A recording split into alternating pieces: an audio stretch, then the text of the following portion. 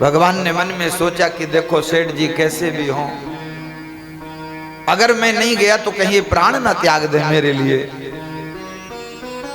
तो 5वें दिन भगवान ने दरवाजा खटखटाया, सेठ जी दरवाजा खोलो। कौन? मैं अंतर्यामी। हो महाराज दौड़ पड़े, मानो जैसे प्राण शरीर में आ गए हों। दरवाजा खोला और अंतर्यामी को अपने छाती से लगाया। अरे अंतर्यामी तू कहां चला गया? अंदर ले गए, बैठाया। लेकिन इस बार जब भगवान का स्पर्श किया तो एक अलग ही उन्हें आनंद की अनुभूति हुई और बैठ करके रोने लगे। कहा तुम रो रहे हो? हाँ। तो भगवान प्रकट हो गए चतुर्भुज रूप में, क्योंकि भगवान की सबसे बड़ी कमजोरी यही है, भक्त के आंसू प्रभु नहीं देख पाते। अब तो सेठ जी चरणों में गिर पड़े, प्रभु आप? भगवान ने बोले हम ही तो अंतर्यामी बन के तुम्हारे यहाँ नौकर बन के सेवा करते थे, क्योंकि तुम भगवान, तुम भक्त बहुत हो संतों के, ब्राह्मणों के,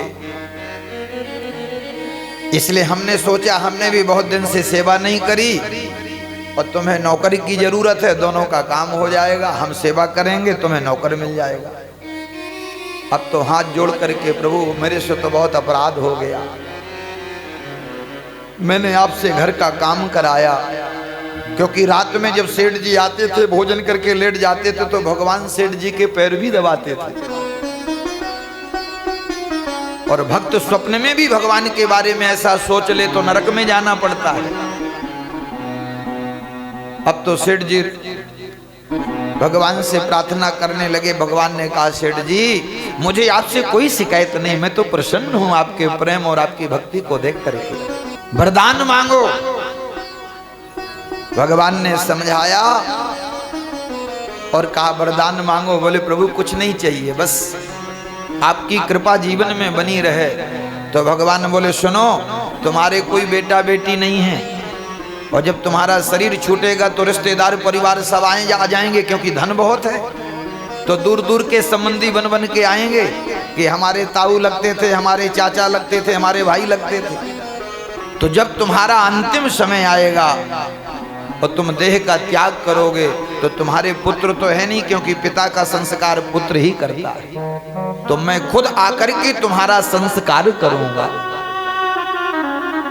और श्री नाभादास जी महाराज प्रियादास से कहते, प्रियादास जब सेठ जी का अंतिम समय आया, शरीर छोड़ा, अब सब रिश्तेदार इकट्ठे हुए, भैया संस्कार कौन करे। चर्चा हो ही रही थी, उसी समय भगवान एक बालक के रूप में प्रकट हो गए।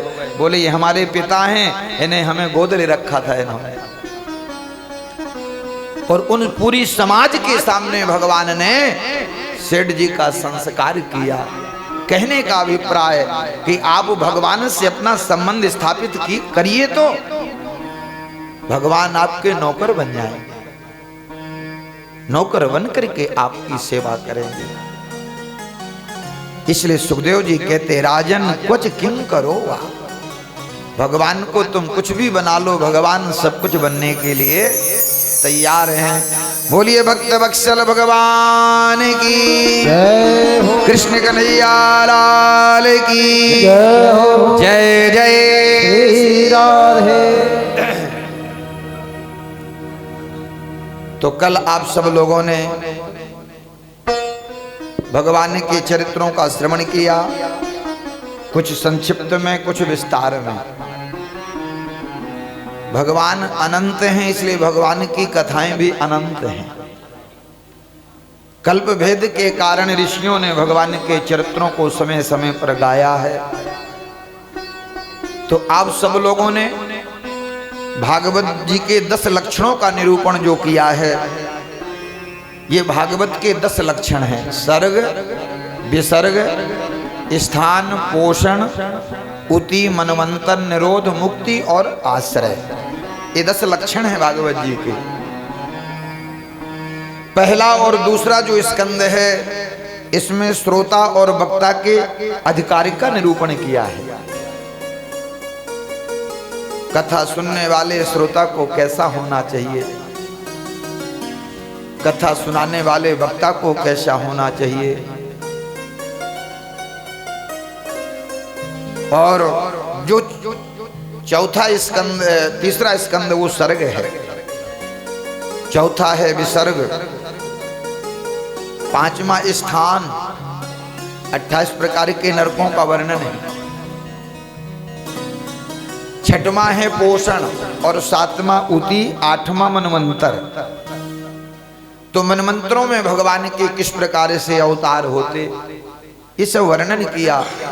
जैसे एक मनवंतर में भगवान हरि बन करके आए, गज और ग्राह पर भगवान ने कृपा करी। दूसरे मनवंतर में भगवान महाराज कश्यप और माता अदिति के यहाँ वामन बन करके पधारे। अयोध्या में महाराज दशरथ के यहाँ राम बन करके पधारे और चंद्रवंश में भगवान वसुदेव देवकी के यहाँ कृष्ण कन्हैया बन करके पधारे। इसलिए हमारे यहाँ सूर्य का वंश है, चंद्रमा का वंश है, नदियों का भी वंश है, नदियों का भी परिवार है। पितामह भीष्म किसके पुत्र हैं? गंगा जी के। पितामह भीष्म किसके पुत्र हैं? गंगा जी। श्रीमद् भागवत में तो इनका संक्षिप्त में चरित्र है, लेकिन ब्रह्म वैवर्त पुराण और स्कंद पुराण आदि में पितामह भीष्म का चरित्र बड़ा विस्तार से। ये अष्टवसु थे पूर्व जन्म में। क्या थे? अष्टवसु। बद्रीनाथ धाम की यात्रा में जो गया होगा तो बद्रीनाथ धाम से आगे, माना गांव से आगे, जहां भगवती सरस्वती का उद्गम है, उसके आगे जब स्वर्गारोहण की तरफ जाएंगे तो वहीं पर वसुधारा है। 7 धाराएं गंगा जी की वहां बहती हैं। वहीं पर इन अष्टवसुओं ने तपस्या करी थी।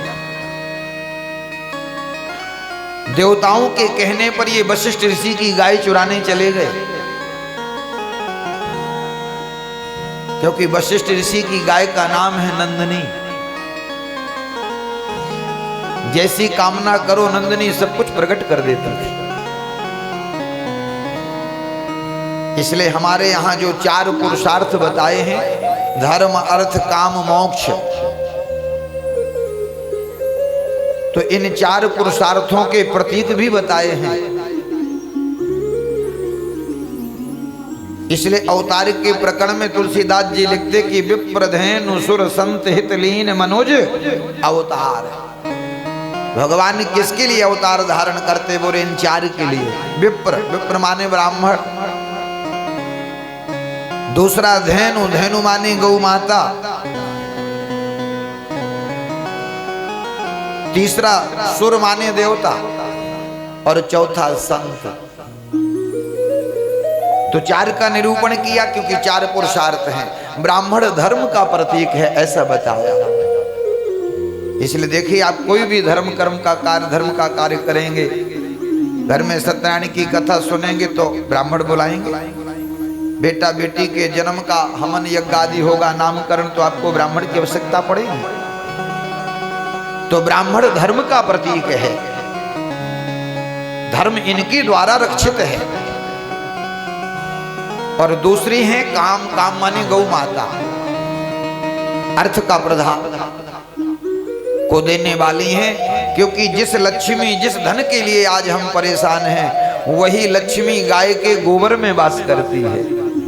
लक्ष्मी का स्थान कहाँ है? गौ माता के गोबर में। लेकिन आज तो हमें गौ माता के गोबर से बदबू आती है। कुत्ते के उससे बदबू नहीं आती। बड़े बड़े घरों में कुत्ते पले हैं, उसका गंध साफ करते रहते, लेकिन कहते गौ माता के गोबर से बदबू आती है। भगवती लक्ष्मी का वास है गौ माता के गोबर में। गाय के गौमूत्र में भगवती गंगा जी का वास है। इसलिए देखो, जब यज्ञ आदि होते हैं तो आचार्य लोग पंचगव्य बना करके यजमान का शोधन करते हैं। पहले भी गांव देहातों में जो लोग रहे उनको पता होगा, सत्यनारायण भगवान की कथा होती तो गाय के गोबर से पहले उस स्थान को लीपा जाता था, फिर भगवान की चौकी पधराई जाती थी, प्रभु उसमें विराजते थे। तो गाय संपूर्ण रूप से पवित्र है और वेदों में भी भगवान गौ माता की बड़ी महिमा गाई गई है। गाय के गौमूत्र में वो ताकत है कि टीबी कैंसर जैसा रोग भी ठीक हो सकता है। आज अमेरिका रूस हमारा ही तो गाय का गौमूत्र खरीदता है और उसे से कैंसर टीबी की दवा बना के हम ही को हजारों रुपए में बेच रहा है। आज अमेरिका में जो कैंसर की दवाई बन रही है, रूस में दवाई बन रही कैंसर की, ये किससे बन रही है? गाय के गौमूत्र से। और वो गौमूत्र हम भारतीयों का है, सरकार बेचती है। तो गौ माता अर्थ प्रधान है। तीसरा है काम। काम को तीसरे नंबर में रखा। तो कामनाओं की पूर्ति सुर माने देवता लोग करते हैं। आप देवताओं का यज्ञ करेंगे, अनुष्ठान करेंगे, देवता प्रसन्न होकर आपका मनोरथ पूरा करेंगे। और चौथा पुरुषार्थ है मोक्ष। इसलिए संतों का नाम लिया कि मोक्ष चाहिए तो फिर आपको संतों की शरण में जाना पड़ेगा। बोले सुखदेव भगवान